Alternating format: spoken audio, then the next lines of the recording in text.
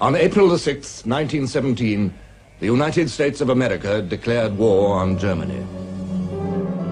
For 2.5 years, the most powerful nation in the world had stood apart from Europe's mortal struggle.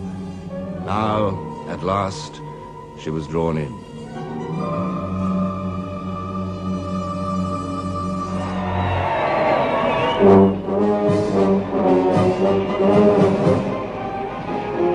Many months would pass before her soldiers could be ready for battle.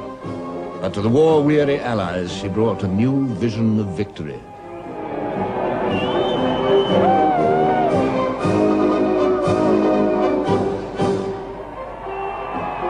America had traveled a long road since August 1914. The outbreak of war in Europe at first barely touched the American people. Its coming took a form hardly physical at all. It came as newspaper dispatches from far away in the distance and even farther away in spirit.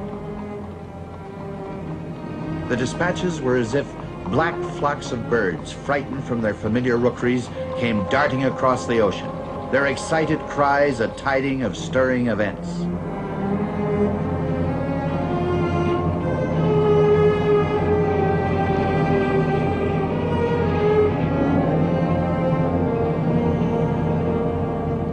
In 1914, Europe's quarrels seemed to be no concern of Americans. They were a nation born out of the need to become and remain separate from Europe. George Washington had expressed their creed. Why quit our own to stand upon foreign ground? Why, by interweaving our destiny with that of any part of Europe, entangle our peace and prosperity in the toils of European ambition, rivalship, interest, humor, or caprice?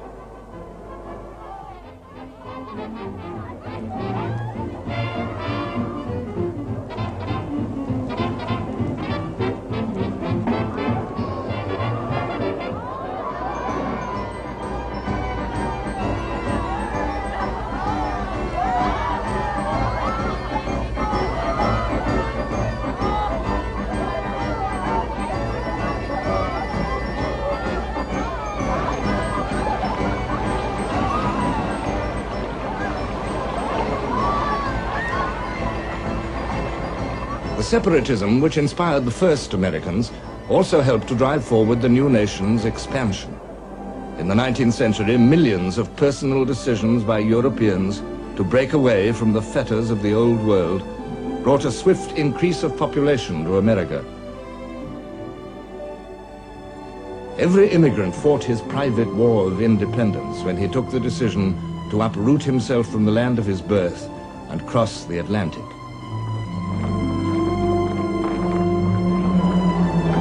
Give me your tired, your poor, your huddled masses yearning to breathe free. The wretched refuse of your teeming shore. Send these, the homeless, tempest-tossed, to me.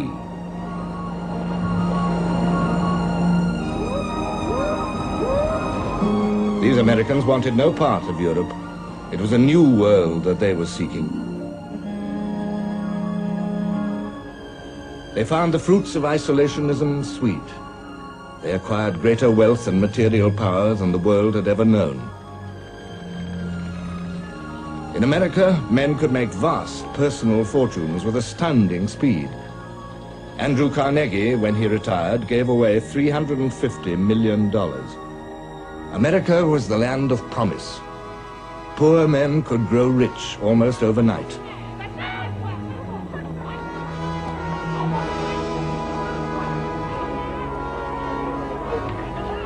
They could also remain very poor. In the Dust Bowl, in the spreading factories of Detroit or Baton Rouge or Chicago, in the swelling cities with their slums which matched the slums of Europe, there was squalor, misery, bitterness. For many immigrants and their sons, it was a poor exchange to escape servitude to Europe's hereditary princes, only to find servitude to Wall Street's tycoons.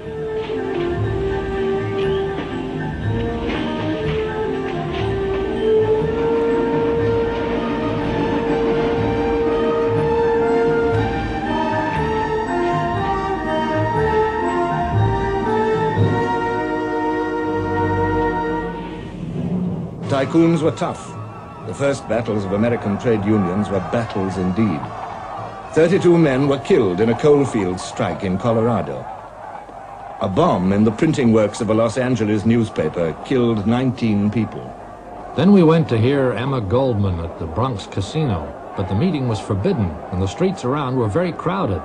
And there were moving vans moving through the crowd, and they said the moving vans were full of cops with machine guns. Everybody was talking machine guns, revolution, civil liberty, freedom of speech. But occasionally somebody got in the way of a cop and was beaten up and shoved into a patrol wagon. And everybody said it was an outrage. And what about Washington and Jefferson and Patrick Henry? And yet America offered abundant space to her people, with a sense of promise never far away.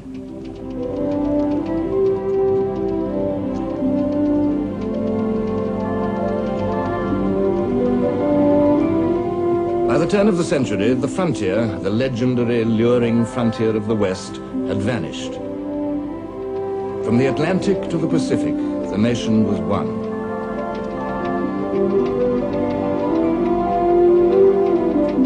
And at about this time, Americans who had confined their expansion within their coasts began to look beyond them. While Britain was fighting her war in South Africa, America fought Spain and became a surprised imperialist. She freed Cuba, but she acquired the rich Philippine Islands and Hawaii. The spokesman of this extrovert American mood was Theodore Roosevelt, twice Republican president. Our nation, while first of all seeing to its own domestic well-being, must not shrink from playing its part among the great nations without. Speak softly and carry a big stick. Roosevelt's bounding personal vitality matched that of a nation whose pioneer days were barely finished, which recognized no challenge which the human muscle and spirit could not overcome.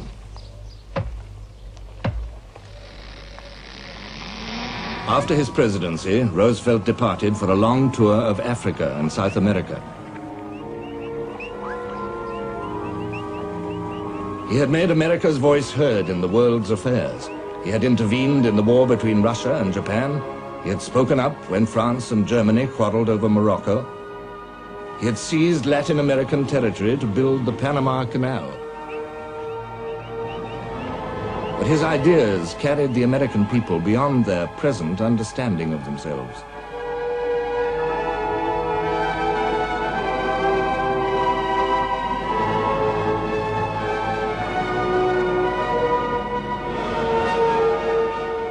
In 1914, after 20 years out of office, the Democrats swept back to power on the rallying cry of reform. The new president, Woodrow Wilson, voiced the nation's chief concerns. We have been proud of our industrial achievements, but we have not hitherto stopped thoughtfully to count the human cost. Our duty is to cleanse, to reconsider, to restore every process of our common life. When war broke out in Europe, America could scarcely have had a president more likely to keep her out of it. Woodrow Wilson was an austere, withdrawn intellectual, the son of a Presbyterian clergyman. He had spent most of his life in the seclusion of the academic world. His orderly mind found difficulty in grasping the complex dilemmas of the world outside the campus. But all his instincts were for peace. Sometimes people call me an idealist. Well, that is the way I know I am an American. America is the only idealist nation in the world.